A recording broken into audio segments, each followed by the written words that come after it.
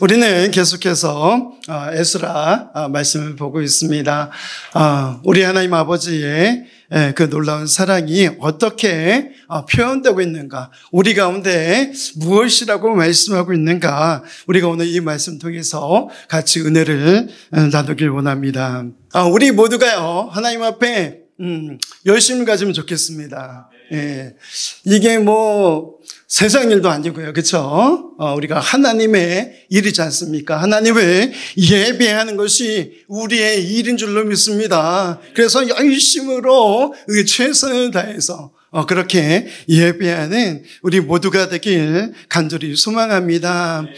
하나님께 붙잡힘 받은 그런 성도님들 되길 간절히 소망합니다. 아멘. 오늘 말씀의 제목이 뭐냐면요, 말씀에 붙잡힌 사람이에요. 뭐라고요? 네, 말씀에 붙잡힌 사람. 오늘 에스라 7장 말씀 1절부터 10절 말씀을 쭉 읽었습니다. 여기 어떤 내용이 나오고 있습니까? 족보가 나오고 있어요. 아니, 이거 별로 궁금하지 않은데 이 이야기가 도대체 왜 나오는 겁니까? 그런데 5절의 마지막에 보니까 뭐라고 이야기하고 있습니까? 아론의 16대선이라. 그 얘기가 무슨 얘기입니까? 정통성을 가지고 있다. 에스라가 정통성을 가지고 있다. 그 이야기를 하고 있는 것입니다. 그런데 왜 여기 7장 1절부터 5절까지 이 에스라의 족보를 넣어두었는가? 이제 그 배경을 우리가 좀 알아야 합니다. 이 유다가 어떻게 됐습니까? 바벨론의 포로로 있다가 고레스 칙령으로 이제 고향으로 돌아오게 됩니다. 그리고는 거기서 성전을 재건하는 일을 진행하죠. 그런데 그 일들이 쉽습니까? 아니요. 여러 사람의 방해들이 있었습니다. 그런데 마침내는 어떻게 해야 돼요? 여기 다리오 왕이 그 고레스 왕의 그 칙령, 그 조서를 발견하고, 야, 이렇게 이야기했는데 니네도 왜 방해해? 이 성전 짓는 거 너희들이 도와줘. 그렇게 이야기하고 진행이 되고 있습니다. 그 당시 상황을 보면요, 하나님 없이 지난 지 꽤 오랜 세월이 되고 만 것입니다. 우리가 1년만 예배 안 드려도 어떻게 해요? 벌써 하나님을 잊어버린 그런 사람처럼 살지는 않습니까? 그런데 여기 보니까 70년 동안 바벨론의 포로로 있었고 돌아왔는데 바로 성전이 재건된 것도 아니었습니다. 그래서 여기 에스라가 등장하게 되고요. 이 에스라는요, 제사장을 넘어서서 이들에게 하나님의 말씀을 가르치는 사람으로 세워지게 됩니다. 오늘 그 부분을 7장 1절에서 10절까지 다루고 있는 것입니다. 이 말씀 통해서 우리 모두가 하나님께서 우리에게 도전하시는 그 말씀들의 은혜를 받기를 간절히 소망합니다. 먼저는요, 하나님은 말씀의 사람을 미리 준비하신다는 것입니다. 누굴 준비하신다고요? 말씀의 사람. 저와 여러분이 하나님의 말씀에 사로잡힌 그런 사람이 되길 간절히 소망합니다. 하나님께서 우리에게 무엇이라고 말씀하시는가? 더 나아가서 우리의 가정에, 또 이 지역사회 가운데, 이 나라 이 민족 가운데 과연 나를 통해서 말씀하시고자 하는 것이 무엇인가 깨달아 알기를 간절히 소망합니다. 하나님께서는 오늘 우리를 부르셨습니다. 아멘입니까? 부르신 이유가 무엇입니까? 크게 얘기하셔야 돼요. 제가 좀 기가 먹어가지고 잘 안 들립니다. 우리를 부르신 이유가 무엇입니까? 그냥 너 잘 먹고 잘 살고 너 구원받으면 땡. 지금 그 이야기를 하고 있는 것이 아닙니다. 오늘 이 에스라 말씀 통해서요, 우리가 도전받기 원하는데 왜 에스라를 미리 준비시키셨는가? 왜 우리를 이 시대에 부르셔서 준비시키셨는가? 40여 년 동안 우리 초원교회를 세우시고 지금까지 인도하셨습니다. 할렐루야. 그것이 그냥 하나님이 심심해서 그렇게 하신 게 아니라는 것이죠. 우리를 향한 하나님의 뜻이 있는 줄로 믿습니다. 하나님의 역사는 우연이 아니라 말씀의 사람 세우시는 철저한 준비 위에 이루어진다는 사실을 여러분 기억하시기 바랍니다. 지금까지 우리 원로 목사님 통하여서 우리가 말씀을 배웠습니다. 우리가 또 열심으로 살아냈습니다. 그 말씀을 들고 나아가길 간절히 소망합니다. 그렇게 우리가 말씀으로 세워질 때에 여기 에스라가 했던 것처럼 그의 민족들을 하나님께로 인도하고 가르치고 그들이 하나님의 백성으로 살아내도록 그렇게 만든 일이 일어나게 될 줄로 믿습니다. 시대마다 무너진 신앙을 다시 일으킬 말씀의 사람을 세우시는 것을 볼 수가 있습니다. 오늘 1절에서 5절 말씀을 통하여 보십시오. 에스라가 어떤 사람입니까? 제사장의 후손이다. 그것도 보니까 16대선 누구요? 아론의 후손이다라고 그렇게 정통성을 이야기하고 있습니다. 그냥은 안 되는 것이죠. 하나님의 말씀에 철저히 준비된 사람이다라고 이야기하고 있는 것입니다. 우리 모두가 하나님 말씀에 준비된 사람이 되길 간절히 소망합니다. 한 명만 하셨어. 준비된 사람이 되길 간절히 소망합니다. 우리가요 가는 곳에, 우리의 가정에, 우리의 직장 사업, 우리가 가는 곳에 우리가 하나님의 사람으로서 말씀을 들고 선자로서 말씀을 선포하고 복음을 전하는 그런 우리 모두가 되길 간절히 소망합니다. 그렇게 할 때 정말 무너진 신앙들을 다시 일으켜 세우는 놀라운 역사가 일어나게 될 줄로 믿습니다. 전 소원하기는요, 저와 여러분을 통해서 그 일들이 일어나길 간절히 소망합니다. 제가 너무 큰 욕심을 부리는 것입니까? 아니요. 이것은요, 하나님께서 우리에게 원하시는 일인 줄로 믿습니다. 말씀을 통하여서 우리에게 명령하고 계십니다. 이 시대를 깨우고 정말 믿음의 사람으로 살아갈 것을 우리에게 이야기합니다. 저는 이번 주에 한 목사님을 만났습니다. 여러 가지 이야기를 들었습니다. 가정교회가 어떻고, 셀교회가 어떻고, 알파가 어떻고, 이런 이야기를 참 잘 들었어요. 참 잘 들었어요.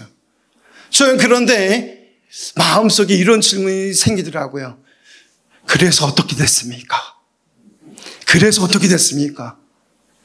사랑하는 성도 여러분, 우리가 말씀을 듣고 그 말씀에 바로 세워지길 간절히 소망합니다. 그 바로 세워졌다는 것은 무엇입니까? 말씀을 듣고 그냥 멈춰 있는 것이 아니라 그 말씀을 들고 나가는 사람인 줄로 믿습니다. 전진하는 사람인 줄로 믿습니다. 여러분, 제가 누차 이야기하지 않습니까? 멈춰 있는 사람은 퇴보하는 사람이다.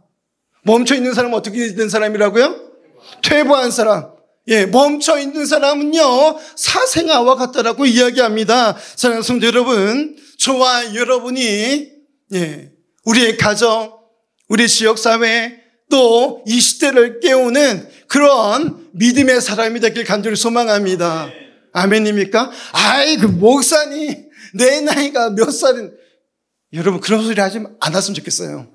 나이가 무슨 상관입니까? 하나님 앞에 어리나 나이가 많으나 같지 않겠습니까? 그렇기 때문에 우리가 주님을 만나는 그날까지, 주님 오시는 그날까지 우리가 복음을 전할 그 일들을 위하여서 힘쓰고 애써야 될 줄로 믿습니다. 이것은요, 여기 서 있는 목사만 하는 일이 아닙니다, 여러분. 이것은요, 우리 모두가 해야 할 일인 줄로 믿습니다. 그러기 위해서 먼저 우리가 말씀에 바로 서는 것입니다. 말씀에 뿌리 내린 준비된 사람 통해서 하나님은 회복의 역사를 이루신 줄로 믿습니다. 오늘 6절 말씀 우리 같이 한번 읽겠습니다. 오늘 본문 말씀 7장 6절 말씀입니다. 같이 읽겠습니다. 이 에스라가 베발론에서 올라왔으니 그는 이스라엘의 하나님 여호와께서 주신 모세 율법에 익숙한 학자로서 그의 하나님 여호와의 도우심을 입음으로 왕에게 구한 것은 다 받는 자이더니. 아멘. 여기 뭐라고 이야기하고 있습니까? 이 에스라가 모세 율법에 익숙한 학자였다. 그냥 제사장이 아니다라고 이야기하고 있습니다. 하나님의 말씀을 연구하고 과연 하나님이 우리에게 무엇이라고 말씀하고 있는가? 그렇게 포로로 그렇게 바벨론은 잡혀갔음에도 불구하고 열심으로 하나님의 말씀을 익혔다는 것입니다. 연구하였다는 것입니다. 그리고 그 말씀이 무엇이라고 말씀하는가 마음에 새겼다는 것입니다. 저와 여러분이 그랬으면 좋겠습니다. 하나님께서 우리에게 무엇이라고 말씀하시는가? 예수님께서 우리에게 주신 큰 두 가지 계명이 있죠. 우리가 너무나도 잘 알고 있습니다. 무엇이죠? 첫 번째는요. 하나님을 사랑하고 그다음 내 이웃을 내 몸과 같이 사랑하는 것. 뭐 어렵게 생각할 필요 없습니다. 하나님을 사랑하고 이웃을 사랑하는 것. 이 두 문장에 그 모든 하나님의 말씀이 압축되어 있습니다. 사랑하는 성도 여러분, 우리가 하나님을 사랑하는 일, 우리 이웃을 사랑하는 일, 그 일을 멈출 수가 없습니다. 말씀에 뿌리 내린 그런 사람들이 되길 간절히 소망합니다. 예수님 닮아서 사랑의 그런 사람이 되길 간절히 소망합니다. 또 섬김의 사람이 되길 간절히 소망합니다. 우리 옆에 분하고 이렇게 이야기해 보겠습니다. 내가 당신을 섬기겠습니다. 눈을 보고 눈을 보고 내가 집사님을 섬기겠습니다. 내가 권사님을 섬기겠습니다. 제가 여러분들을 섬기겠습니다. 오늘 제가 커피 탔어요. 제가 오늘 커피 한 10잔 정도 탄 것 같습니다. 우리 저기 집사님들 딱 이렇게 타드렸고, 우리 또 권사님들이 또 이렇게 계시더라고요. 제가 갔더니만 권사님이 우리는 안 타줘요 그러더라고요. 그래서 제가 아유 권사님 제가 타드려야죠. 그래가지고 열심히 가서 또 타갖고 왔습니다. 우리 이게 별건 아니지만은요. 이렇게 섬겼으면 좋겠습니다. 내가 먼저 섬겨주고 또 우리가 서로 섬겨주고 존중하고 그런 우리 모두가 되길 간절히 소망합니다. 그러할 때에 우리의 이러한 모습을 보고요. 예수 믿지 않는 사람들이 뭐라고 그러겠습니까? 아하, 진짜 예수 믿는 사람들이구나. 그렇게 이야기하지 않겠습니까? 우리가요 힘써서 그렇게 사랑하며 섬기는 일들을 감당해내길 간절히 소망합니다. 그러할 때요 하나님께서 우리 가운데 은혜를 베푸시고 회복의 역사를 일으켜 주실 줄로 믿습니다. 우리 주님께서 우리 방금 전에 찬양했지 않습니까? 비 준비하시니 은혜의 비를, 은혜의 단비를 우리에게 허락하여 주실 줄로 믿습니다. 우리가 하나님의 그 말씀대로 우리가 살아가고 회복되어질 때에 놀랍도록 우리 하나님의 그 역사가 일어나게 될 줄로 믿습니다. 또 하나 우리는요 늘 감사하는 삶을 살았으면 좋겠습니다. 우리 오전 시간에도 우리 원령 목사님께서 감사에 대해서 많이 말씀하셨습니다. 우리 감사의 열매 또 우리 찬송의 열매를 맺자 우리 그렇게 이야기했습니다. 사랑하는 성도 여러분, 우리 입술이 불평하는 그런 말이 아니라 정말 우리 하나님 앞에 감사로 우리 서로에 대해서도 감사하는 그런 말들을 하면 좋겠습니다. 아멘. 우리 옆에 집사님 한번 보십시오. 권사님, 장로님들 한번 보십시오. 감사 제목을 하나씩 떠올려 보는 겁니다. 생각났습니까? 어떤 감사를 하실지 생각하셨습니까? 한번 생각해 보세요. 지금 더 옆에 분하고 한번 해보는 겁니다. 시작! 같이 예배 드리면 합니다. 또, 감사한 제목이 없어요? 서먹서먹해라. 막 지금 이러고 있습니다. 자, 우리가요, 늘 입술의 고백으로 감사의 그런 제사를 드리면 좋겠습니다. 그러할 때에 우리 하나님께서 우리 가운데 더욱더 큰 감사의 열매를 우리에게 허락해 주시리라 믿습니다. 우리는 이제 추수감사주일이 다음 주 한 주 남았지 않습니까? 이 주간 동안 우리 목사님께서 말씀하신 대로요, 어떻게 해요? 감사의 제목을 적어보는 겁니다. 하나님께서 내게 어떠한 역사를 이루셨는가. 전 바라기는요, 구역 예배, 구역 모임을 가질 때도 그런 일들을 하면 좋겠습니다. 감사의 제목을 나눴으면 좋겠습니다. 아멘입니까? 우리가 말씀을 듣는 것도 좋고 다 좋은데요, 감사의 제목, 하나님께서 내게 어떻게 역사하셨는가. 여러분 가만히 생각해 보십시오. 한 주간 동안 하나님께서 내게 어떻게 역사하셨는가. 내가 무엇을 감사해야 하는가? 이렇게 사랑하며 섬기며 우리가 감사하며 그렇게 열매를 맺어갈 때에 하나님의 나라가 이 땅 가운데 임하게 될 줄로 믿습니다. 하나님의 나라가 이곳에 이루어질 줄로 믿습니다. 디모데후서 2장 21절입니다. 그러므로 누구든지 이런 것에서 자기를 깨끗하게 하면 귀 쓰는 그릇이 되어 거룩하고 주인의 쓰심에 합당하며 모든 선한 일에 준비함이 되리라. 아멘. 우리 같이 한번 읽어보겠습니다. 시작. 그러므로 누구든지 이런 것에서 자기를 깨끗하게 하면 모든 선한 일에 준비함이 되리라. 아멘. 여기 사도 바울이 디모데에게 편지를 씁니다. 그러면서 그 쓴 편지 중에 한 부분이에요. 자기를 깨끗하게 하면 어떻게 된다? 여기 보니까 귀 쓰는 그릇이 된다라고 말씀하고 있습니다. 그래서 어떻게 해요? 거룩하고 주인의 쓰심에 합당하며 모든 선한 일에 준비함이 되리라라고 말씀하고 있습니다. 왜 이런 이야기가 나오나? 그 당시 여기 골칫덩어리들이 있었습니다. 한마디로 이야기하면 이단 사상을 가지고 온 사람들이 있었던 것이죠. 초대교회인데 특히 육체의 부활을 부인한 사람들이 있습니다. 여러분 기억하시면 좋겠습니다. 예수님께서는요 육체로도 부활을 하셨습니다. 아멘입니까? 예, 영적으로만 부활하신 건 아니라 영육으로 전부 다 부활하셨다는 것을 우리는 인정해야 합니다. 이것이 기독교의 핵심입니다. 이 진리를 왜곡하는 그런 사람들이 있었는데 후메네오와 빌레도다 그렇게 기록하고 있습니다. 사랑하는 성도 여러분, 우리가 믿음을 무너뜨리려고 하는 그 거짓 교사들을 걸러낼 수 있어야 됩니다.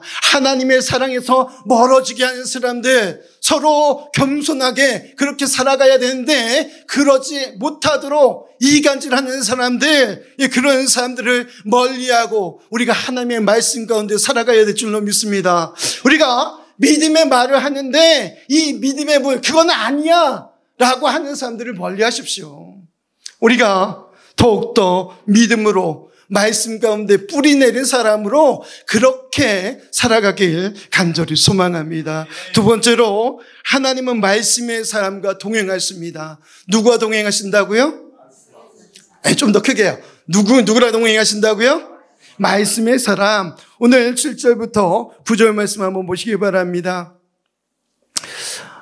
우리 9절 말씀 한번 같이 읽겠습니다. 9절 말씀입니다. 첫째 달 초하루에 바벨론에서 길을 떠났고 하나님의 선한 손에 도우심을 입어 다섯째 달 초하루에 예루살렘에 이르니라. 여기 보니까 먼 여정을 떠난 것을 볼 수가 있습니다. 첫째 달에 출발해가지고 언제요? 다섯째 달에 도착했다 그렇게 이야기합니다. 그러면서 그냥 그렇게 나 혼자의 힘으로 도착한 것이 아니라 여기 보니까 뭐라고 이야기하고 있습니까? 하나님의 선한 손의 도우심. 다시요. 어떤 손이요? 하나님의 선한 손의 도우심이다. 할렐루야. 우리의 삶 가운데, 삶의 여정 가운데 하나님의 도우심의 그 손이 있기를 간절히 소망합니다. 말씀의 사람은요, 어떠한 여정, 어떤 환난이나 어떤 곤고나 어떤 어려움이 찾아오더라도 우리가 하나님만을 의지하며 나아가야 할 줄로 믿습니다. 여기 보니까요, 어떠한 여정에서도 하나님의 선한 손이 우리를 붙들어 주신다라고 말씀하고 있습니다. 그 에스라가 먼 길을 떠났음에도 불구하고 여기 하나님께서 함께 하신 것을 볼 수가 있습니다. 이 말씀의 사람은 여정의 위험보다 하나님의 손의 그 인도하심을 더 의지해야 한다는 것입니다. 아멘입니까? 사람의 힘과 능력이 아니라 물질이 아니라 우리가 하나님의 그 손, 하나님의 도우심, 그것을 의지하며 나가야 될 줄로 믿습니다. 때론요, 우리의 믿음이 흔들릴 때가 없지 않아 있지요. 우리 하나님이요, 묵묵부답일 때가 있습니다.